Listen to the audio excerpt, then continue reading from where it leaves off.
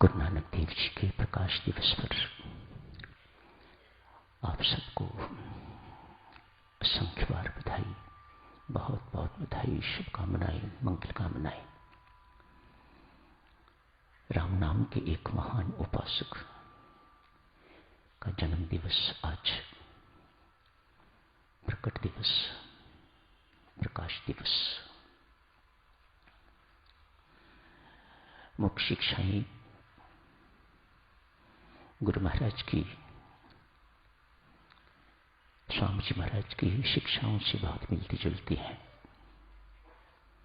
किरत करो, नाम जपो, वंड खाओ। सिमरन पर बहुत बल देते हैं, सेवा पर बहुत बल देते हैं तथा सद्व्यवहार पर बहुत बल देते हैं। हमारा व्यवहार बहुत मीठा होना चाहिए, उसमें कटुता नहीं होनी चाहिए। यदि ये कहा जाए कि व्यक्ति की वास्तविक पहचान है उसका व्यवहार, ये व्यक्ति कैसा है, देखने भी कैसा हो, लेकिन उसका व्यवहार उसकी वास्तविक पहचान मानी जाती है। इन चीजों पर गुरु नानक देव ने बहुत बल दिया है। सेवा तो होगी ही तभी साधक्षण, यदि आपका व्यवहार मीठा होगा तो। नहीं तो एक बार व्यक्ति आपके संपर्क में आके फिर छुटकारा चाहेगा आपसे। कोई मजबूरी हो तो दूसरी बात है, अन्यथा आपकी कटुता के कारण वे आपसे छुटकारा चाहेगा कि नहीं, इसके साथ मेरा पुनः संपर्क नहीं होना चाहिए, इसका व्यवहार ठीक नहीं। नानक नाम जहाज है, चले सूत्र पार। अपने नाम के लिए नहीं कह रहे, भगवान नाम के लिए कह रहे हैं, राम नाम के लिए कह रहे हैं, जो वे स्वयं जपा करते। नहीं कहा कि साइकिल है, बैलगाड़ी है, घोड़ा गाड़ी है, बस ट्रक या कार है। नानक नाम जहाज है, विमान का उच्चतम, हाईएस्ट स्पीड। नानक नाम जहाज है, जो इस पर चढ़ गया वह पार उतर के रहेगा।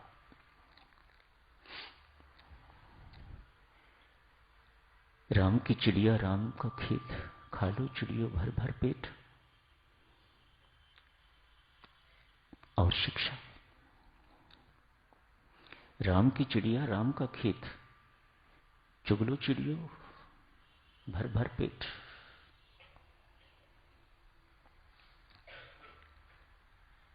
राम ही खिलाने वाला है, राम ही खाने वाला है। मैं कौन हूं मना करने वाला? खाने वाला राम, खिलाने वाला राम, मैं कौन हूं मना करने वाला? बहुत उच्च स्तरीय शिक्षा है। आज उन्हीं का प्रकाश दिवस है। बहुत बहुत सबको बधाई देता हूं।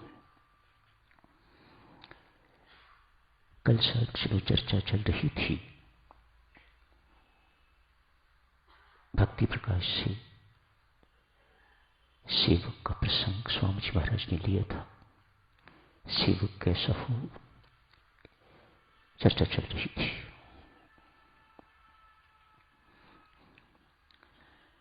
हर गुरु, हर संत शिष्यों से, अनुयायियों से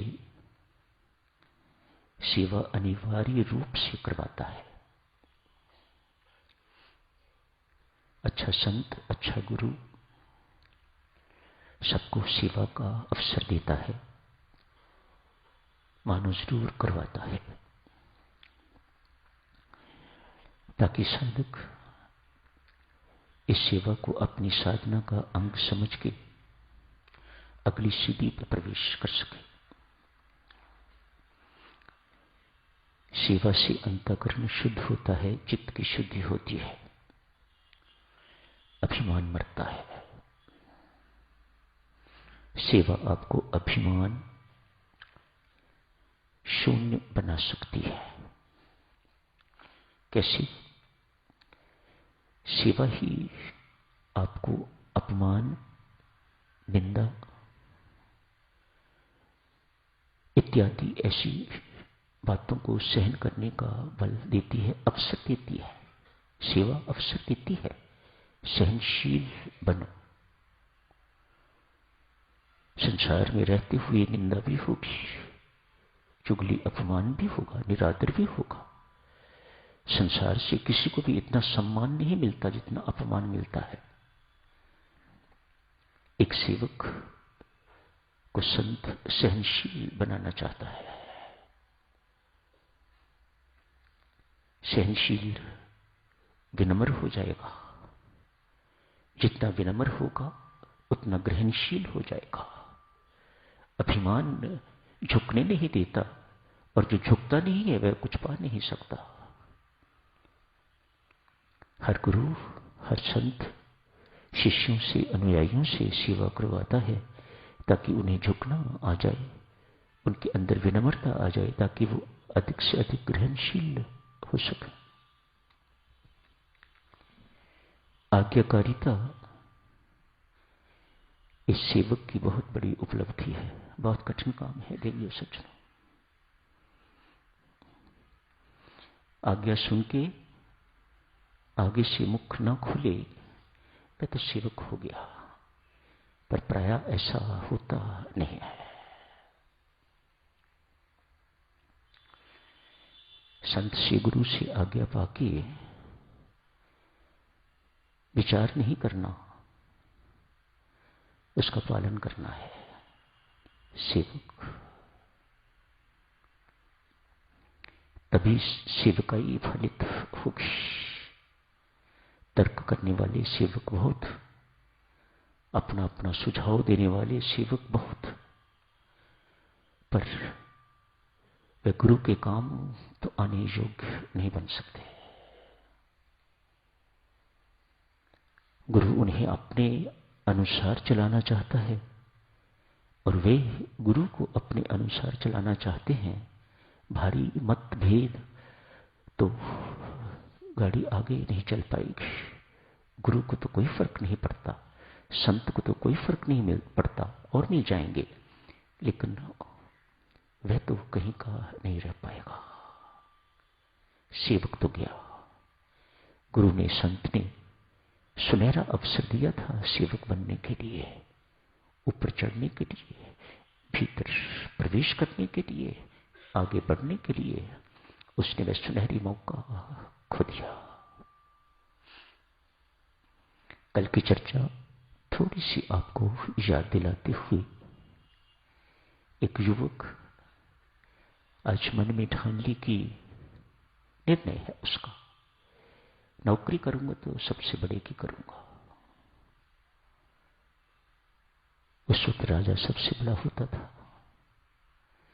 माता पिता ने किसी भी प्रकार से राजा साहब के पास उसे नौकर रखवा दिया। होनहार बच्चा था, अच्छी सेहत, सुशील, सभ्य, सब कुछ बड़े गुण थे। राजा साहब को पसंद आ गया, अपनी निजी सेवा पर नियुक्त कर लिया। राजा साहब के हर वक्त साथ रहता है,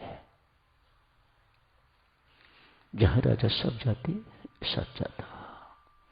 उनकी निजी सेवा जैसे चरणों को दबाना है, टांगों को दबाना है, मालिश इत्यादि करनी, सब कुछ यही करता था। मतलब यूं समझिए कि बहुत क्लोजनेस आपस में।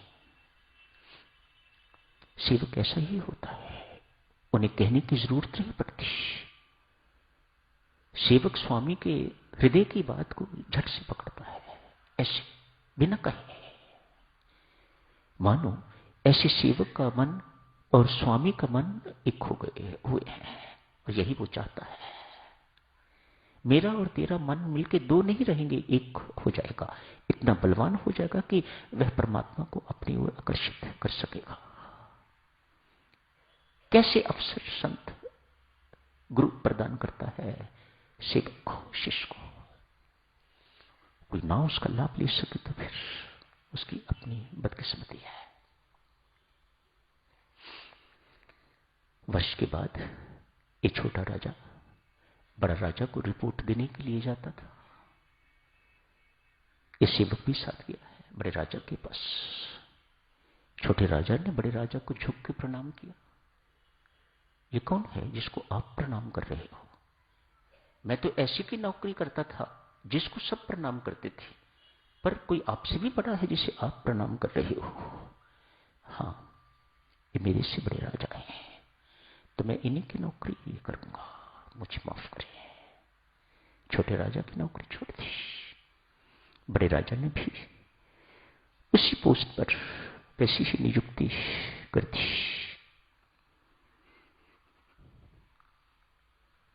होता क्या है इसको? ऐसी क्या इसको लौ लगी हुई है कि ऐसी लगन लगी हुई है इसको, ऐसी इसके अंदर चाह है कि जो सबसे बड़ा है मुझे उसी की नौकरी करनी है। क्या मिलता है इससे? कुछ नहीं, और कुछ इसे चाहिए भी नहीं है। यही देख के खुश होता है, जिसकी मैं नौकरी करता हूं उसके आगे सब झुकते हैं। मानो वह अपने स्वामी को आगे प्रोजेक्ट करना चाहता है, अपने आप को नहीं। मैं तो नौकर हूं, लेकिन मैं जिसकी नौकरी करता हूं, मेरे उस मालिक को, मेरे उस स्वामी के आगे हर कोई झुकता है। ये देख देख के बहुत गर्वित महसूस करता है, बहुत आनंदित महसूस करता है। सच्चे सेवक का चिन्ह। आज ये राजा साहब 2 साल के बाद, 3 साल के बाद राजाओं के राजा के पास वृंदावन गए हैं बांके बिहारी जी के दर्शन करने के लिए। सीढ़ियों से लेके अंदर तक कल आपसी से कहा था, छोटी जाति का है, राजा साहब के साथ अंदर नहीं जाता। कहीं भी वो जाते हैं तो अंदर नहीं जाता, बाहर खड़ा रहता है, मानो अपनी औकात कभी नहीं भूली। आज सीढ़ियों से लेके ही लोग दंडवत प्रणाम करते हैं, बड़ी बड़ी पंक्तियां लगी हुई हैं। ये कौन है यहां पर जिसको इतना झुक झुक के प्रणाम लोग कर रहे हैं? ये कौन है अंदर? ये बड़े राजा भी अंदर जा रहे हैं, इतनी सारे भेंट साथ ली हुई हैं, सो मेनी प्रेजेंट्स, टोकरे उठाए हुए हैं और भीतर जा रहे हैं। बड़ा सजा हुआ मंदिर है। कौन है इनके अंदर? दर्शन नहीं किए, नहीं, मैं भीतर जा नहीं सकता। राजा साहब से पूछा, कौन है अंदर? अखिलेश। राजा साहब ने कहा, अखिलेश, अखिलेश्वर, अखिल ब्रह्मांड का जो ईश्वर है वह अखिलेश्वर अंदर है। राजा साहब क्षमा करें, मैं आपकी नौकरी छोड़ता हूं, मैं इन्हीं की नौकरी करूंगा। वत्स, इनकी नौकरी ब्राह्मण कर सकते हैं, गुसाई कर सकते हैं, पंडे कर सकते हैं। जैसी तू हमारी करता रहा है, तुझे ये सब कुछ करने की इजाजत यहां नहीं मिलेगी। कोई बात नहीं, जो वो कहता है कोई बात नहीं। बाहर द्वार पर तो मैं खड़ा हो सकता हूं। हाँ, पुजारी गुसाइयों से बात की, क्या इसको बाहर खड़े होने की इजाजत दोगे? हाँ देंगे। बाहर खड़ा रहना शुरू कर दिया। ये राजा साहब अपना मत्था टेक के प्रसाद लेके वापस चले गए। युवक, मानो ना छोटे राजा के साथ कोई चिपकाहट थी, न बड़े राजा के साथ ही कोई आसक्ति है। अनासक्त होके अपने लक्ष्य को बहुत अच्छी तरह याद रखने वाला सेवक, सबसे बड़े की मुझे नौकरी करनी है। दिन भर खड़ा रहता है। कब राजा बाहर निकलते होंगे मुझे दर्शन होगा। अनेक दिन व्यतीत हो गए, राजा साहब बाहर नहीं निकले। ये प्रतीक्षारत है, कहीं ऐसा तो नहीं मेरी ड्यूटी जब खत्म हो जाती है उसके बाद सेकंड शिफ्ट में ये निकलते हो। अतएव आज से दिन रात वहां रहना शुरू कर दिया है। I don't want to miss him. रात को बाहर निकलेंगे तो रात को दर्शन करूंगा। अनेक दिन फिर बीत गए, राजा साहब बाहर नहीं निकले। मन में हुआ कहीं ऐसा तो नहीं कि जिस वक्त मेरी झपकी लग जाती है उस वक्त राजा साहब निकल जाते। आज निर्णय ले लिया, आज से सोऊंगा नहीं। लगन, लक्ष्य प्राप्ति की लगन। कितनी कठिन बातें हैं, इतनी आसान नहीं। हम सुख सुविधाएं भी भुगतते हैं और ये भी चाहते हैं कि हमें लक्ष्य की प्राप्ति हो जाए। देवियों, कोई मेल सज्जनों नहीं बैठता। तप का मार्ग, तपस्या का मार्ग, त्याग का मार्ग, और हम जिस चीज को पकड़ते हैं उसे छोड़ने का नाम ही नहीं लेते हैं। राजा से कोई आसक्ति नहीं, छोटे राजा से कोई आसक्ति नहीं, बड़े से कोई आसक्ति नहीं, किसी से कोई आसक्ति नहीं। एक ही से आसक्ति है जो सबसे बड़ा है, उसकी नौकरी करनी है। राधाष्टमी का दिन है आज। मंदिर सज के फूल ही फूल सजा हुआ है बांके बिहारी जी का मंदिर।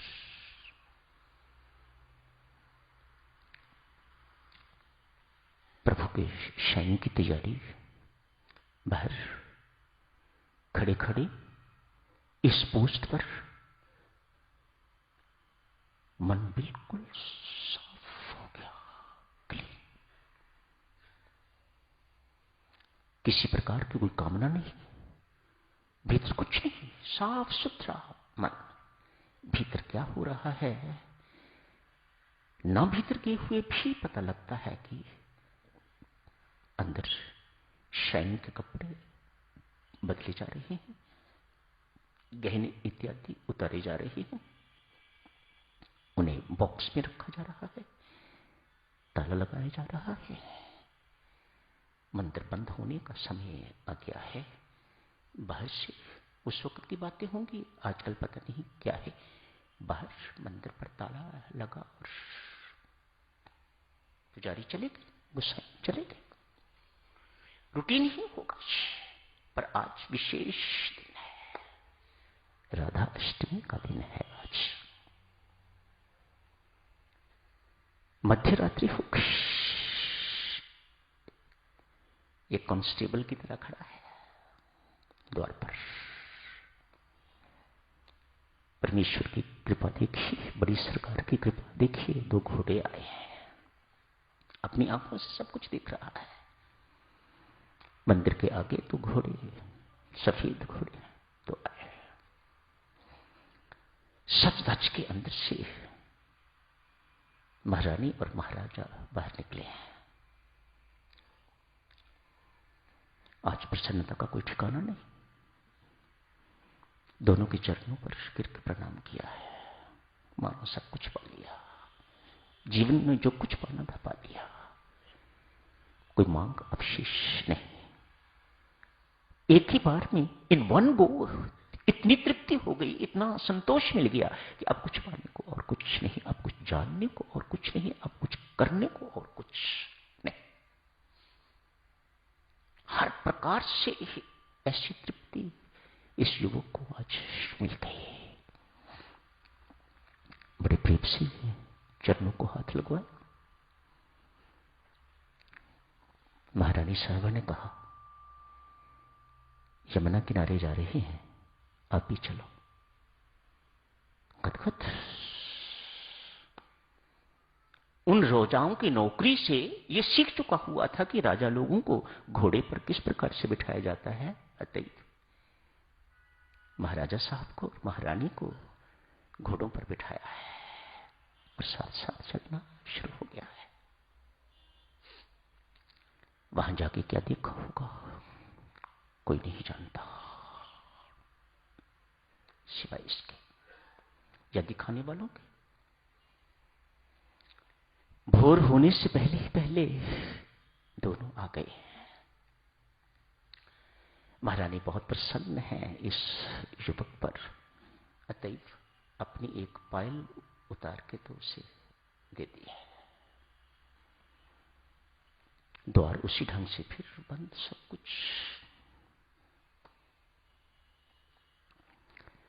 पुजारियों के आने का समय हो गया है, गोसाइयों के आने का समय हो गया है, मंदिर खुलने का समय हो गया है। रोका। महाराजा साहब, महारानी साहब अभी थोड़ी देर पहले ही आए हैं, थके हुए हैं। सारी रात उन्होंने रासलीला किया है, मैंने अपनी आंखों से देखी है। मत जगाओ, अभी थके हुए हैं, थोड़ा आराम उन्हें करने दो। कौन सुने उसकी बात, किसको विश्वास उसकी बात पर कि क्या कर रहा है, क्या कह रहा है। गोसाई अंदर गए, द्वार खोला, अंदर गए। सब कुछ जैसा का जैसा ही है। दिखाई मुझे पायल दी है,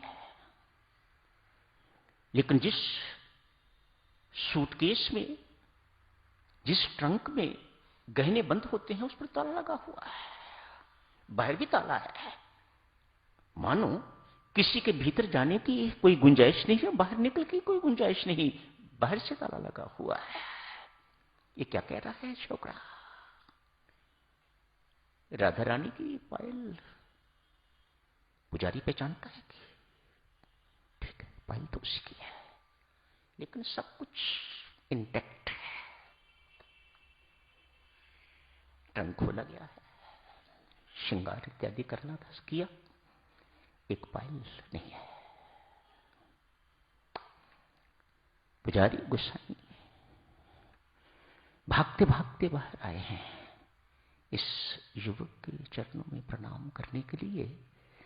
युवक तो परमात्मा के पास पहुंच चुका हुआ था, उसने तो अपने लक्ष्य की प्राप्ति कर ली। जी के क्या करना है? जीना किस लिए?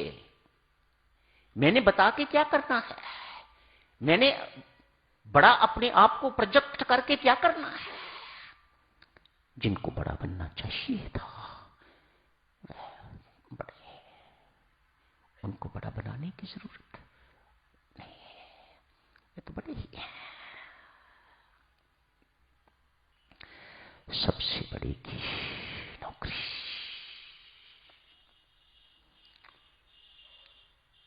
क्योंकि ये बात सत्य है बेटा, इसलिए इतनी सी बात हमारे भावों में आ जाती है। मैं बैंक की नौकरी नहीं करता, मैं स्कूल की नौकरी नहीं करती, मैं कॉलेज की नौकरी नहीं करती, मैं परिवार की नौकरी नहीं करती, मैं दासी बड़ी सरकार की, मैं नौकर बड़ी सरकार का। इतनी सी बात जीवन में आ जाती है तो जीवन धन्य अति धन्य हो जाता है। सब कुछ परमात्मा का मान के सेवा करना, नौकरी करनी बहुत बड़ी बात है। अपने परिवार की नौकरी तो मानो सत्य से उतने ही दूर, बड़ी सरकार की नौकरी है सत्य के उतने ही पास, और जितने सत्य के पास उतनी ही शांति, उतना ही आनंद। सत्य से जितने दूर उतना दुख, उतनी अशांति जो हमारे भीतर है, जो हमारे पास है। दुख एवं अशांति, तनाव इत्यादि इत्यादि, चिंता। क्यों? हम तो अपने पति की नौकरी करते हैं, हम तो अपने परिवार की नौकरी करते हैं, बड़ी सरकार की नहीं। इतना सा भाव जीवन में आ जाए, उतर जाए, सत्य भी है, गलत नहीं है। क्योंकि सत्य है तो इसीलिए परम शांति भी तत्काल मिलती है, परमानंद भी तत्काल प्राप्त होता है। तो देखिए सज्जनों, इसी के साथ ही बड़ी सरकार की नौकरी की ये बात खत्म करने की इजाजत दीजिएगा। जब शुरू होगा अभी भर चलेगा। रात्रि को भी पूर्णिमा है, आज जाप होगा। कल प्रातः 5 बजे इसकी समाप्ति हो जाएगी। तो आप सब मिलकर जाप शुरू करते हैं। पुनः आप सबको